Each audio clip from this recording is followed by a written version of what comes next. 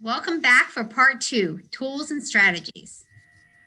As you had seen in part one, we're talking today about some of the recommendations offered from the Brain Injury Association of Pennsylvania with regard to online learning and remote instruction, as individuals with concussion will commonly experience visual difficulties. You can see on this slide, learners may have difficulty with visual scanning or visual attention, visual memory, where you have difficulty recognizing and actually recalling visual information. And then likewise too with cognitive fatigue. And that can be a decrease in energy, especially when sustained cognitive demands are present. And if you saw the first section, you remember in the video that the young lady was speaking about some of the cognitive energy difficulties that she was experiencing as a part of concussion. So we're going to look at some common academic adjustments. So as a member of our concussion management team in Canton Area School District, there are a number of things that we will put into place that are automatic after an individual has suffered a concussion.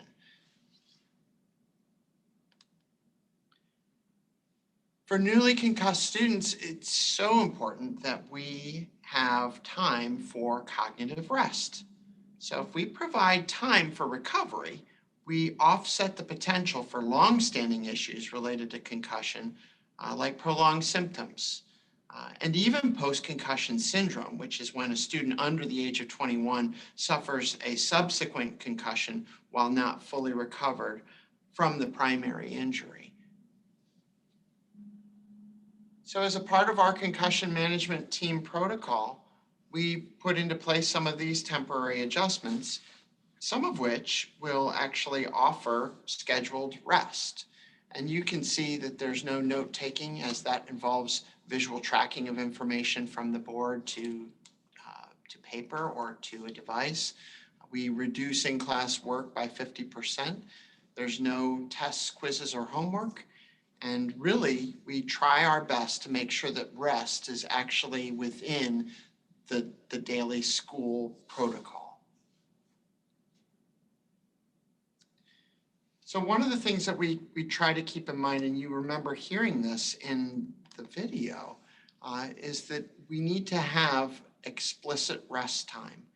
And it may be just looking at things from the standpoint of an hour and making sure that within every hour, there's at least 10 minutes of rest. But it could be as significant as even starting with 30 minutes of activity and then 15 minutes of break. So actually looking at things within a 45-minute period. Again, things can be very different on an individual basis and how an individual is working with symptoms. This is meant to be a guide, but we look for ways in which we can reduce symptoms. Reduce symptoms helps us to make sure that recovery is truly occurring. And you can look for ways to see when an individual needs cognitive rest, whether it's lack of attention or rubbing of the head or even individuals who actually are experiencing nausea and vomiting is a very clear sign that our symptom management is not working. And so we need to make sure to build in more rest time so that way we're helping the brain to heal. Again, as we talk about having rest and rest breaks, it's best to have a break at least within every hour. And we increase the time only after your current level is creating no more reported symptoms on the part of the student. So for a concussion management team, there is an individual who does symptom management, who is usually the school nurse. And then there is an individual who does academic monitoring, in which we look at how things are going in the classroom with regard to the academic demands and considering either increasing or lessening academic demands so that cognitive rest is happening. By reducing these concussive symptoms, we are lessening the recovery time, which can lead to full recovery and lessen the potential for post-concussive syndrome and long-lasting effects. Some additional temporary adjustments that we consider are temporary excuse from activities that are overstimulating. So whether it's large assemblies or concerts that are happening or sporting events. And then likewise too, many of our local physicians will automatically excuse students from physical education, even recess and organized sports, because they're looking to minimize that potential for an additional injury.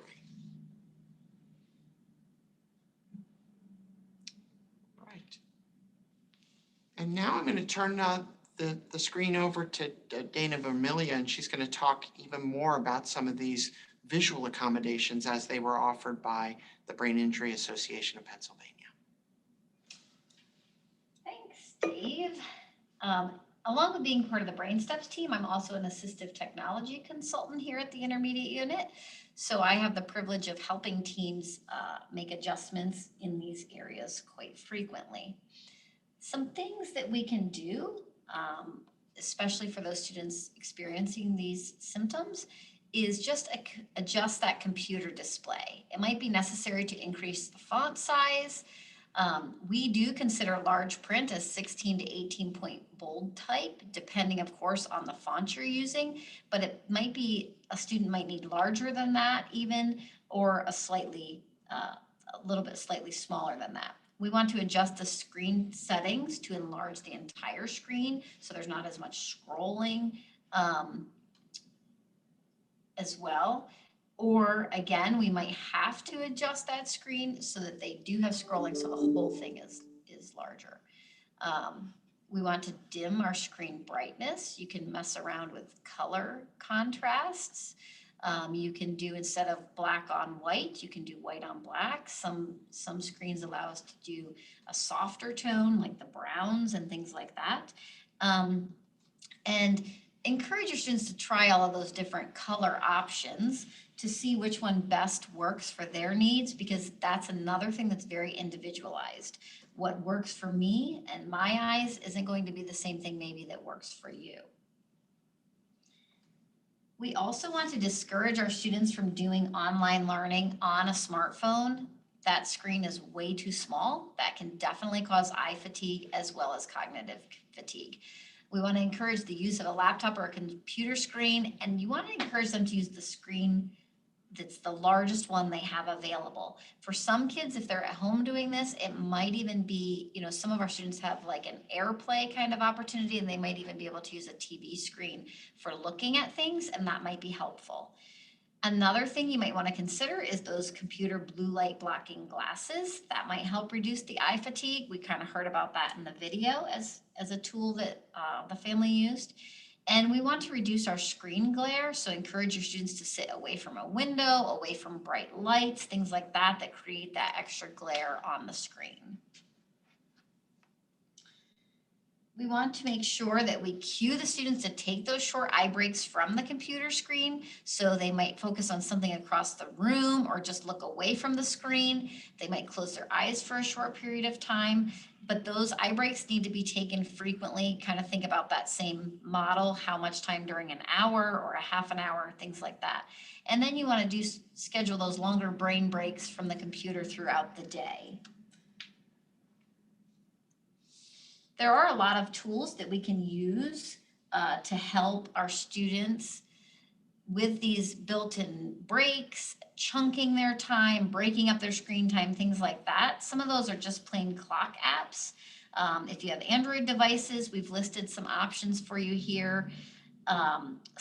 We also listed Apple devices and Microsoft devices. Of course, you have built-in apps on all of your devices generally that have some kind of clock timer type function, so you can just use those.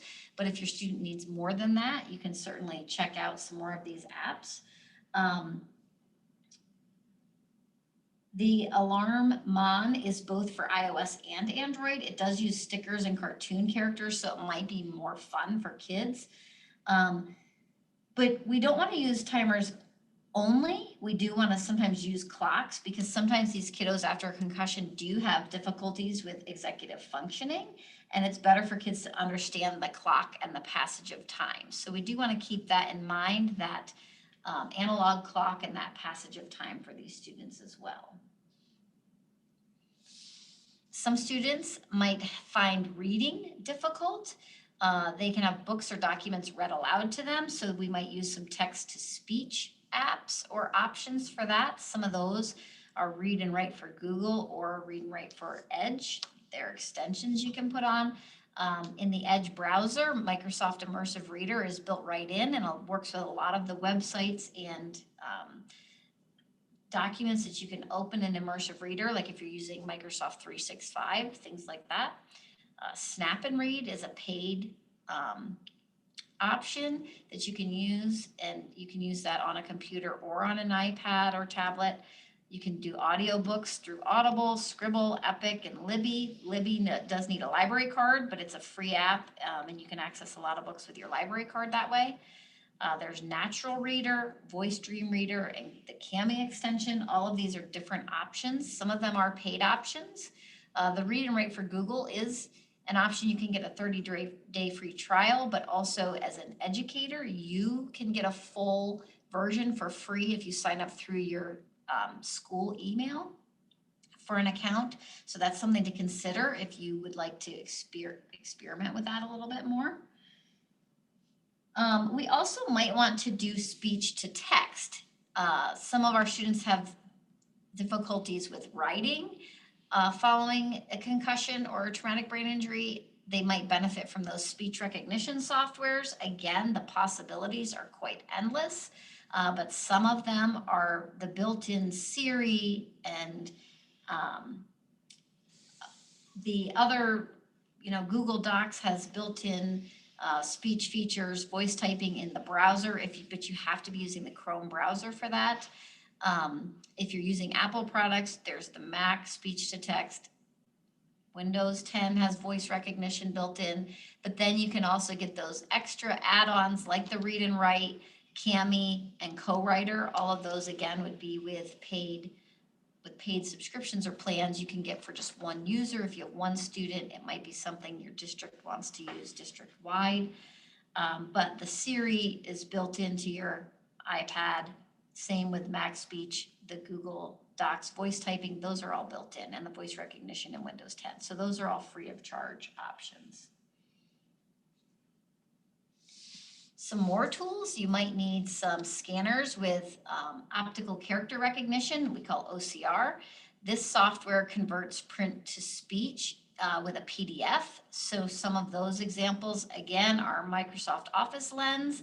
That is a free tool that you can download to use. Snap and Read is another one. Again, that's a paid subscription. Again, Read and Write for Google we've talked about, and Cami. Again, those are all paid options unless you have the teacher Read and Write for Google. You might want your students to use word prediction software to predict the words while they're typing to maybe reduce some of that mental fatigue. Again, options for those, Read and Write, Co-Writer, Type It For Me, keyboarding and the keyboard in iOS has that built right in, and you can download additional keyboards with word prediction onto most of your devices. Some of those do come with a cost, but sometimes they are free. So that's something to look into as well.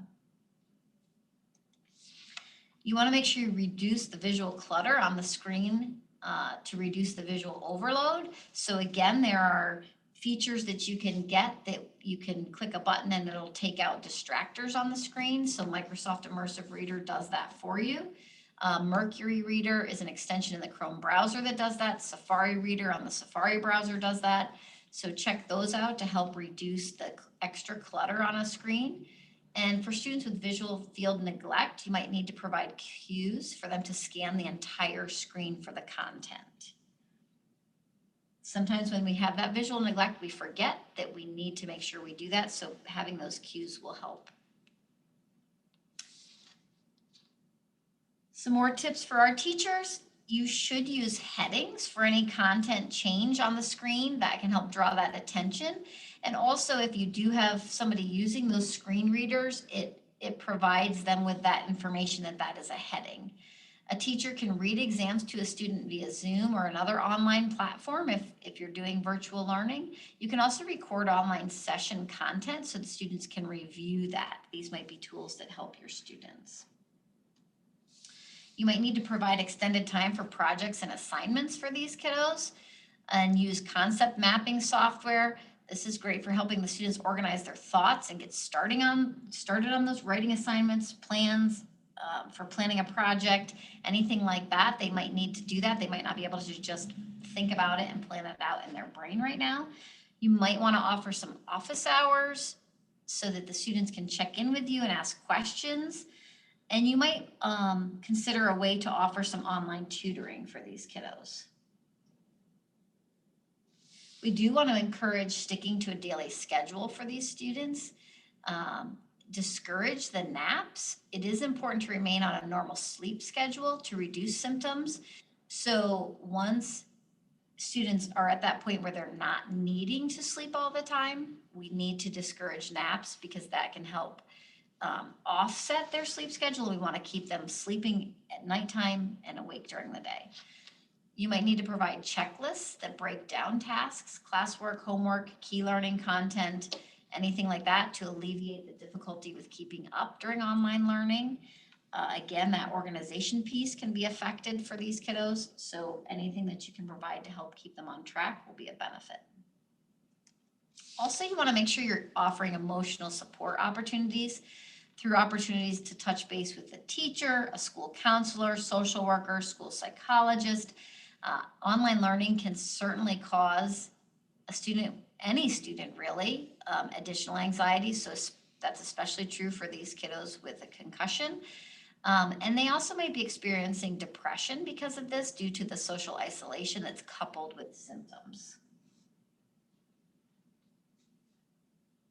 We want to encourage the use of noise blocking headphones when doing schoolwork at home if there are others in the same room or in the same area as their student.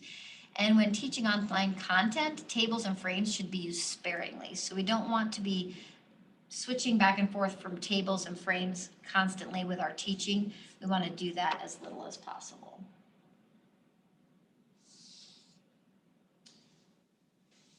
I'm going to turn things back over to Jim. Okay, thank you, Dana. So from everything that we went over with you today, some of you may be wondering and just have the interest in starting your own concussion management team. And like I said, we have here in our own IU, the Canton Area School District that Dave works, helps support with, and him being on the concussion management team. So districts are encouraged to have one concussion management team per school. This can be very helpful as well as just being able to provide more additional support for your students and for your staff in school. So if you are a superintendent, a building administrator, school nurse, school counselor, or teacher who may be interested in starting your own team, just contact any one of us, the BrainSTEPs team members, as far as Dave Loomis, Dana Vermilia, myself, and also Tracy Wright. So we will be more than happy to help you get started with the process. Here are a few references that we used for our training today. The Teacher's Desk reference and the BrainSTEPs website. Both resources are included right here. Thank you very much. And here's our contact information. If you have any questions or you want to consult with us, please reach out to us. We look forward to hearing from you.